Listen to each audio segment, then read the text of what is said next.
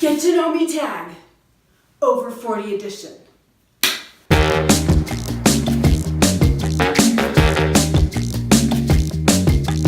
Hey Credos, before you turn off the video, you're probably thinking the same thing I was thinking. Last year, my 20-year-old daughter did a get to know me tag on her YouTube channel because she's 20 and she's beautiful and she's cool. So who in the world would want to watch a get to know me tag for a 54-year-old woman? Well, guess what? Women over 40 have exponentially more life experience and interesting things to talk about. And if you're a midlife YouTuber, take me up on the challenge and do it yourself. While you're here, please subscribe to the channel. First, because we're midlifers, this is very important. How old are you? Do you actually qualify to be a midlifer? Well, yes, I do. I am over 40. I'm 54 years old. I was born May 18th, 1964. Would you take just a second to comment and tell me how old you are? I would love to know the demographics of the people watching. Number 2, married or single, children, what's your family story? I was married August 9th, 1985 to Samuel MacArthur Smith. We have been married for just over 33 years now, very happily I might add. We had our first daughter 2 weeks before I got my bachelor's degree. We now have 6 children, from 31 down to 14. Number 3, what has been and or is your career? I had always said I was going to get my master's degree and then work. That was my plan from the time I was 13 until I was partway through the pregnancy with my first daughter and about to graduate from college. I felt very strongly compelled to stay home and take care of her instead of going out into the workforce. That was a complete change of mind, change of heart, change of life plan. And my sweet husband literally just said, whatever you think is best, I will support that, even though he was in graduate school. So the first thing I did very soon after my oldest was born was I taught myself some very basic programming skills and desktop publishing. So my first business was doing desktop publishing from home. In 1994, I began homeschooling. In that same year, I started a homeschool supply company called Bright Spark Press. Basically, I created a catalog, a mail order catalog, and I taught myself how to get things printed on a web press and how to do bulk mailing and all sorts of things that were completely foreign to me, how to buy wholesale and sell retail. And I spent a lot of time at the post office with all my kids. I also had a mail order newsletter, a subscription newsletter for homeschoolers that I wrote, typeset, and mailed also. Eventually I did sell that business in order to work with one of my husband's companies, which was called Adept Systems. And in that company, I mostly served as the accountant. I also did some web work and that kind of stuff for him. Later, when he began another company called Prosapien, which was an engineering consulting firm, I did pretty much the same things for that, dealing with the finances of that and websites and that kind of thing. Over the course of doing those websites, I got better and better at that and eventually started my own website. At the time, blogging was so new, there wasn't automated software, at least not that I knew of, to do it. WordPress did not exist. So when I started blogging, it was manual blogging, which meant I went into the HTML and I added the articles, and then people would email me their comments or questions, and I would go in almost daily and edit the article file to add people's questions and comments, and then add my own responses. When WordPress became a thing, hallelujah, because it reduced my time so much by automating a lot of those processes. So that blogging of mine led to people contacting me and saying, well, how did you set up your blog, and can you set one up for me? So eventually I had a blog website development company where I basically set up blogs or static websites or a combination of both for people. So about 3 years ago, I curtailed a lot of my web development work and spent the time instead managing my daughter's career. She was a teenager at the time and had become a full-time film actress. And that was a new period in my life and something I was not familiar at all with. So mostly for her, I did the technical kinds of things. I created her website, created all the documentation she needed. I did her demo reels, learned a lot about social media so I could manage certain things on her different social media sites. In the course of helping to produce the music videos, I also learned some editing skills, so I contributed editing to some of those videos. A few of them I did entirely the editing on. Number 4, what are your goals for the second half?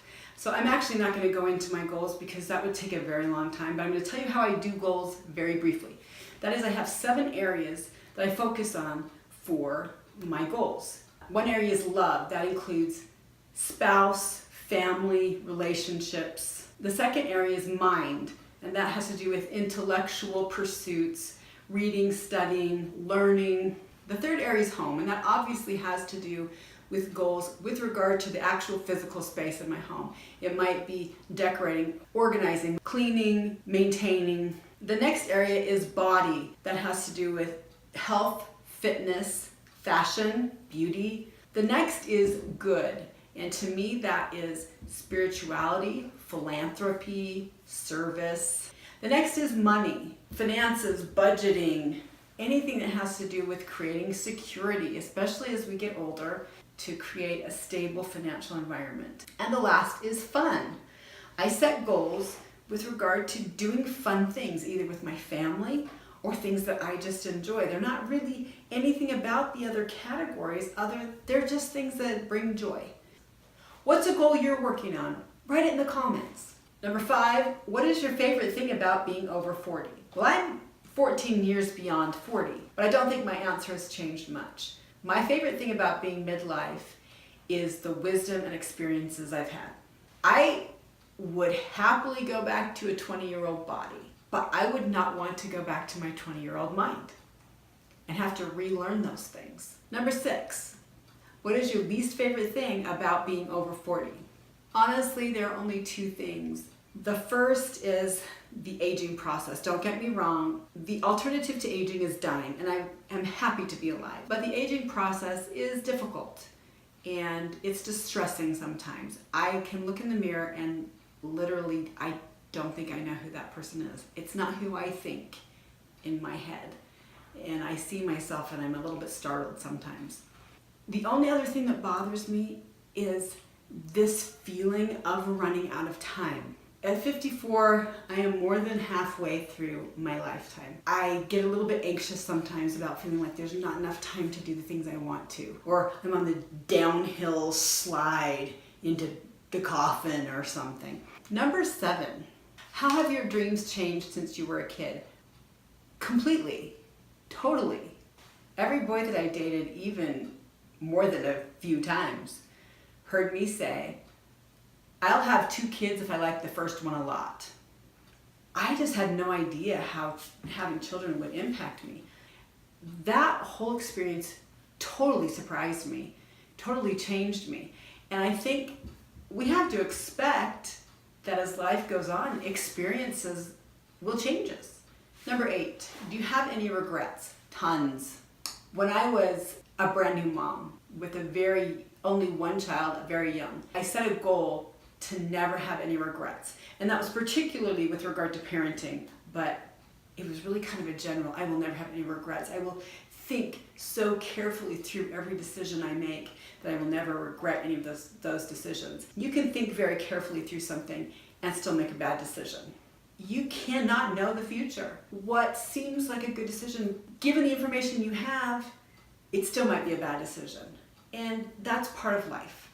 I don't think I can do anything else with those regrets other than learn from those experiences and try to be a better person with what I know. Number 9, plastic surgery or no? Okay, I'm just gonna say no. When I was young, I performed a lot. I was an actress and a singer. I really think secretly, just between you and me, I really feel like I'm gonna be the next Maggie Smith. I'm gonna be the only 60s, 70s woman in America who hasn't had plastic surgery. I'm gonna be the only one who looks that age, like naturally that age, not like the pinchy squinchy face age, right? I'm gonna actually look the age. So either I will just get all the roles because I'm the only one who looks like 60, 70, or at least I'll get all the roles cast for 60 to 70-year-old women in like a period piece. So if it's set in the 1800s, before they had plastic surgery, when no one looked like the pinchy, squinchy, shiny face, right? That's gonna be me. So other than my dreams of stardom, I understand the desire to look in a way that one thinks is more beautiful. I wish we could see the aging process as beautiful. I'm very averse to having something injected into my face or having my face cut. And there are probably people who have had such good plastic surgery that I just don't know they've had plastic surgery. So this could be a completely statistically skewed thing, I'm gonna say. There are so many people with so much money, with so much access to the very best plastic surgeons, their faces don't look normal. They're stretched and pulled and they can't make expressions, and it's very shiny. I think I'd rather just look like a 60-year-old woman than a smooth face, stretchy, squinchy alien. I don't know what's so bad about having skin that's normal. I don't know. If you could do this, if someone could just stand behind me all the time and pull this back, I think it looks so much better. But this is my neck right now. So maybe I'll find a lotion, and maybe the surgeries or procedures will get so much better that they're not invasive, that they're not dangerous, that they're not making your face hard. So plastic surgery, yes, no. What's your thought? Number 10, what is the single most important lesson you have learned in your life? My answer to that is tied very closely to the things I don't like about middle age.